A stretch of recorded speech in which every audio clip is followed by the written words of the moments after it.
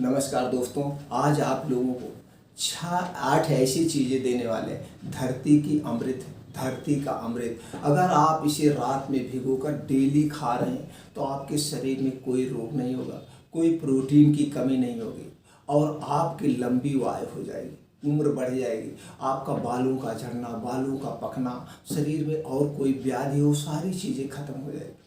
वो कौन सी 6 चीज़ें हैं, चलिए पूरे वीडियो में जानते हैं। लेकिन उससे पहले जान लीजिए दोस्तों, आप अपने शरीर को एक्टिव रखना पड़ेगा। कुछ प्रकृति के नियम हैं, उसको पालन करना पड़ेगा। जब तक आप प्रकृति के नियमों का पालन नहीं करेंगे, आप कुछ भी खा लीजिए, मल्टीविटामिन जो भी खाना है खा लीजिए, ताकत का इंजेक्शन लगवा लीजिए, आपके शरीर में काम नहीं करेगा, काम नहीं करेगा। क्योंकि जो कुछ आप खाते हैं, जितने आप एक्सरसाइज योगा करते हैं, जितनी आप मेहनत करते हैं, तभी वो ठीक से डाइजेस्ट होगा, तभी वो आपके शरीर में जाके लगेगा। तो चलिए, क्या नियम है, प्रकृति क्या कहती है कि हमारे क्या नियम है।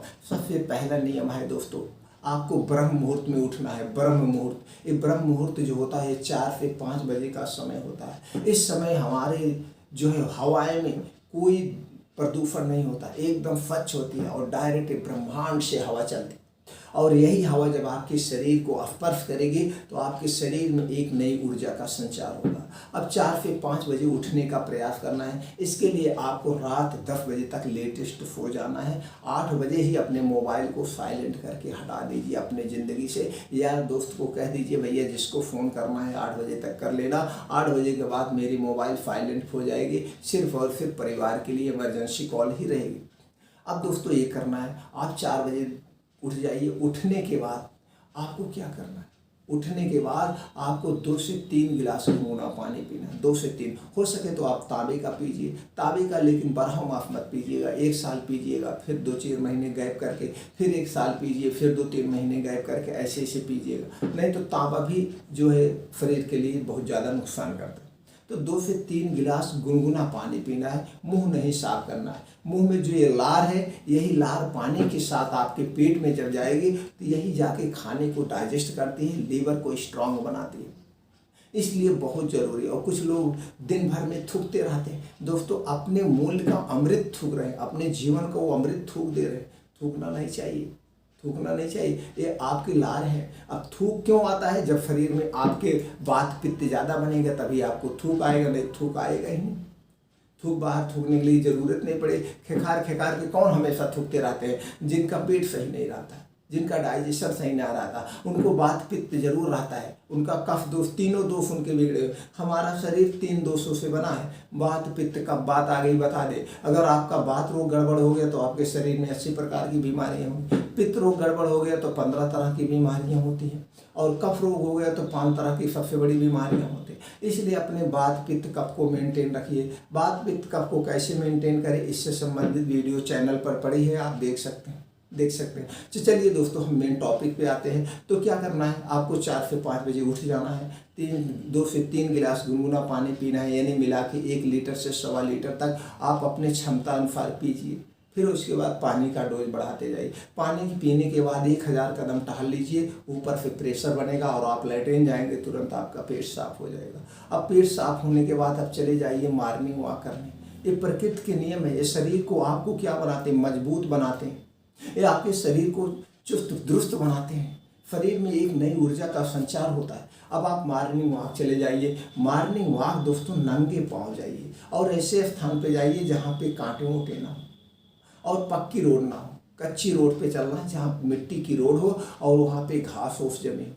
उस रोड पे जब आप चलने के भी फायदे, उसके क्या फ़ायदे? वो आसमान से जो ओस की बूंदें गिरी होती है, वही ओस की बूंदें जब आपके पैर की तलवे में लगेंगे तो आपका संबंध किससे होगा? आपका कनेक्शन किससे होगा? आपका कनेक्शन डायरेक्ट प्रकृति से होगा। और हमारी शरीर मिट्टी से बनी है।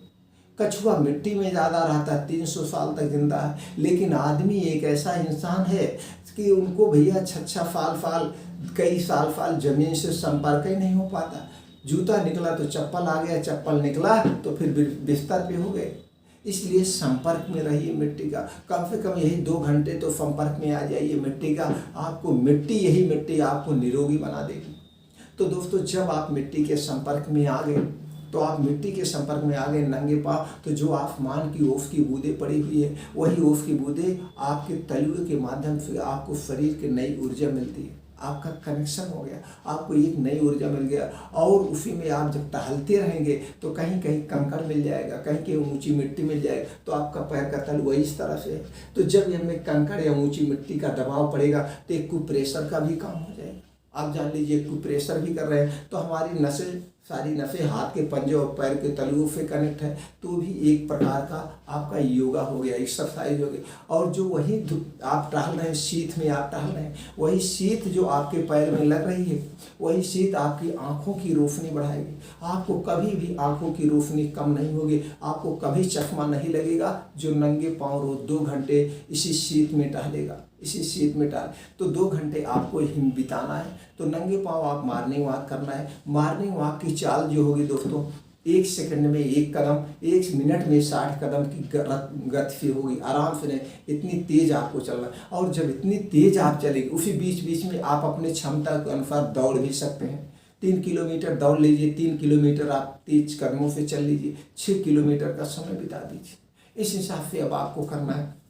अब आप जब इस हिसाब से करेंगे तो आपके शरीर में ब्लड बहुत तेज फ्लो होगा, आपका हार्ट बहुत तेज काम करेगा। और हार्ट जितने तेज काम करेगा उतने तेज ब्लड सर्कुलेशन आपके शरीर में होगा। तो जो गर्मी पैदा होगी, शरीर से गर्मी निकलेगा, पसीना निकलेगा, और इस पसीने के माध्यम से आपके शरीर के कचरे जो है बाहर निकल जाएंगे बालों के द्वारा।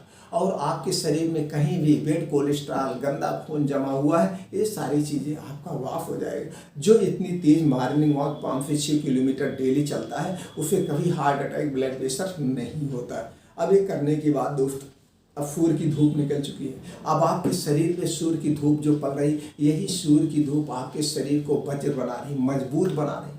इसमें विटामिन डी, कैल्शियम भरपूर मात्रा में पाया जाता है। जो 15 से 20 मिनट सूर्य की धूप में अपने आप को बिताता है, रहता है, उसे कभी भी हड्डी रोग नहीं होता, उसे कभी कैल्शियम विटामिन डी की कमी नहीं होती, उसे कभी गठिया वायु बताश नहीं होता। ये सारी विटामिन डी की कमी से जितने भी रोग होते हैं उसे नहीं होगा। तो आप वहीं पे बैठ के कुछ योगा एक्सरसाइज करना। योगा एक्सरसाइज में क्या करना, कम से कम अनुलोम विलोम 15 से 20 मिनट करिए। 15, इससे क्या होगा, जब आप अनुलोम विलोम करते हैं, एक नाक से सांस अंदर लेना, दूसरी नाक से सांस बाहर करना, बस आराम से सुकून से, कोई झटका नहीं होगा सांसों के साथ। जब इस तरह से आप सांस अंदर बाहर करते हैं तो आपको एक अलग एनर्जी मिलती है और नस नस तक ऑक्सीजन पहुंच जाती है, नस नस तक ऑक्सीजन पहुंच जाती है, जिससे आपके शरीर में एक नई ऊर्जा का संचार होता है। अब वहीं बैठ के 15 से 20 मिनट आपको कपालभाति करना है। जब आप कपालभाति करते हैं तो आपके शरीर में लीवर एकदम स्ट्रांग हो जाए और पूरे शरीर को दुरुस्त कर रखता है लीवर। आपके पेट में कोई खराबी हो गई तो आपको नींद लगी रहेगी, दिन भी आलस रहे, इसलिए अपने लीवर को काम करिए, लीवर को स्ट्रांग बनाइए। तो कपालभाति और दोस्तों अनुलोम विलोम करने के बाद आप हो सके तो पेड़ के सहारे, दीवार के सहारे आप शीर्षासन करिए। शीर्षासन करने के बहुत सारे फायदे हैं। एक तो आपका दिमाग तेज होगा, क्योंकि जब पैर ऊपर करते हैं तो ब्लड सर्कुलेशन सिर तक आता है, दिमाग तेज होता है। दूसरा, आपके बालों वाली समस्या खत्म हो जाएगी। अगर आपके बाल टूट रहे हैं, आपके बाल पक रहे हैं, तो टूटना और बालों का पकना रुक सा जाएगा। अब हो सके तो फूल प्राणायाम कर लीजिए, जो कुछ आप कर सकते हैं थोड़ा बहुत, लेकिन 2 घंटे करना है, 5 बजे से 7 बजे। इस 2 घंटे सूर्य की धूप में बाहर आप पार्क में बिताएंगे, और जितने आप मेहनत करेंगे उतने आप हष्ट पुष्ट रहें। अरे यार, कम से कम 2 घंटे तो हम अपने शरीर को दे ही सकते हैं, अपने स्वास्थ्य के लिए, अपने हेल्थ के लिए। अगर इस 2 घंटे आपने व्यतीत कर दिया तो आपको एक टैबलेट पूरी ज़िंदगी नहीं खाना पड़ेगा। उसके बाद तो एक फार्मूला मैं बताने वाला ही हूँ जो आपके शरीर को मजबूत बना देगा। अब ये सब करने के बाद आप अपने घर आ जाइए, आराम से बैठ जाइए। अब आपको जो रात में भिगोना है, अब रात में क्या आपको भिगोना है, ये देखिए दोस्तों। अलसी का बीज लेना है आपको। अलसी के बीज में ओमेगा 3 फैटी एसिड पाया जाता है, जो कि समुद्री मछली में पाया जाता है। ओमेगा 3 फैटी एसिड हमारे शरीर के लिए बहुत इम्पॉर्टेंट है दोस्तों, बहुत इम्पॉर्टेंट है। आपको कभी कोई बीमारी, ओमेगा 3 फैटी एसिड पाया जाता है, कैल्शियम पाया जाता है, प्रोटीन पाया जाता है, फास्फोरस पाया जाता है, मैग्नीशियम पाया जाता है, विटामिन से तमाम पाए जाते हैं, बहुत सारी चीज़। उसी तरह से आलमंड्स में भी पाया जाता है, किशमिश में भी बहुत सारे प्रोटीन्स, न्यूट्रिएंट्स, विटामिन पाए जाते हैं। अब उसके बाद क्या है दोस्तों, खसखस। खसखस में भी बहुत सारे प्रोटीन्स विटामिन पाए जाते हैं। पंपकिन कद्दू का बीज, वाटरमेलन तरबूज का बीज, ग्राउंड फिट्स मूंगफली का दाना लेना है, और सूरजमुखी का बीज, सूरजमुखी का। अब ये सारी चीज़ें आपको 8 चीज़ें हैं। अब यही 8 चीज़ रात में भिगो देना है। कितनी कितनी मात्रा में लेना है ये जानते हैं। मात्रा और समय बहुत ज़रूरी है। जब आप मात्रा समय जानेंगे कितनी मात्रा में खाना, तभी वो काम करेगा। ज़्यादा होगा तो भी नुकसान करेगा, कम होगा तो भी फायदा नहीं करेगा, दोनों चीज़ें। अब यहाँ पे अलसी का बीज लेना है आपको 5 ग्राम दोस्तों। आलमंड लेना है 7 से 8 पीस। किशमिश लेना है 15 ग्राम। शीशम से वो लेना है दोस्तों, खसखस लेना है दोस्तों 5 ग्राम। कद्दू का बीज लेना है 5 ग्राम। तरबूज का बीज लेना है 5 ग्राम। मूंगफली का दाना लेना है 15 ग्राम। सनफ्लावर लेना है 5 ग्राम। ये सारे बीज इतनी मात्रा में लेना है। अब मात्रा में देखिए दोस्तों, कोई भी चीज़ मार्केट में बेचती है तो उसमें प्रिवेंट डाला जाता है उसकी सेफ्टी के लिए, जिससे वो खराब ना हो, कीड़े ना हो। इसलिए जब मार्केट से लाइएगा, इसे खूब अच्छी तरह से धुल देना है, रगड़ रगड़ के धुलना, ऐसे नहीं, बढ़िया से धुल करके इसे मिट्टी के बर्तन में भिगोना है। अब आप कहेंगे कि सर मिट्टी के बर्तन में, मिट्टी के बर्तन भिगोने के बहुत सारे फायदे। अब इसमें जो विषैले तत्व पाए जाते हैं, जो कुछ भी पाया जाए, वो मिट्टी अवशोषित कर लेती है, मिट्टी अपनी तरफ खींच लेगी। अब मिट्टी के बर्तन भिगोने के ये भी फायदे, शोषित कर लेगा। और दोस्तों हर एक चीज़ इसमें जो गर्मी होती है, भिगो के इसीलिए खाया जाता है, जो इन बीज के अंदर जो गर्मी होती है, वो सारी गर्मी जब रात में आप भिगोए रहेंगे, सारी गर्मी शांत हो जाएगी, सारी गर्मी निकल जाएगी। इसीलिए मिट्टी के बर्तन में आपको भिगोना है। इसे भिगोने के बाद अब आप बैठ जाइए आराम से, आराम से आप बैठ जाइए। एक्सरसाइज योगा करके आ चुके हैं, आराम से बैठ जाइए और इसे चबा चबा के एक बार जब मुंह में डालिएगा, कम से कम 32 बार चबाना है। कितनी बार? 32 बार। और यही मुंह में वो पानी बन जाएगा। पचाने की प्रक्रिया यहीं से होती है। नहीं तो अलसी का बीज ऐसे होता, 2 बार आप करेंगे, एक घूंट लेंगे, वो ऐसे खड़े चला जाएगा, फिर सुबह लैट्रिन के साथ खड़े निकल जाएगा, उसका कोई फायदा नहीं। एकदम बैठ के आराम आराम से चबा चबा के इसे खाना है। एक बात याद रखिए, इसे खाने के पहले भी पानी नहीं पीना है, और इसे खाने के 2 घंटे बाद कुछ भी नहीं खाना है। चाय पानी कुछ मुंह में आपको डालना ही नहीं। आप पूरे 24 घंटे की प्रोटीन्स, विटामिन्स, न्यूट्रिएंट्स आपको मिल गए। ये अमृत है, अमृत। और जो हमने फार्मूला आपको दिया है, ये अमृत वाला, अगर इसको आप अपनाते हैं तो आपको कभी सर्दी जुकाम बुखार नहीं होगा। आपका इम्यूनिटी बूस्टर बहुत स्ट्रांग बन जाएगा। कभी कोई प्रोटीन्स विटामिन्स की कमी नहीं होगी। एक्स्ट्रा आपको कुछ प्रोटीन्स विटामिन लेने की ज़रूरत नहीं पड़ेगी। अगर आप हर रोगी, कोई किसी को मर्ज है तो भी ये खा सकता है। कुछ लोग पूछते हैं, हर एक मर्ज को ये ठीक करेगा, कुछ ना कुछ नुकसान नहीं करेगा। कोई भी मर्ज है तो भी आप खा सकते हैं, और नहीं मर्ज है तो आपको लिए और बेस्ट है। आपको मर्ज होगा भी नहीं आज के बाद, लेकिन उसके साथ साथ जितने नियम हमने इसके पहले बताए, उन नियम का जरूर पालन करना पड़ेगा।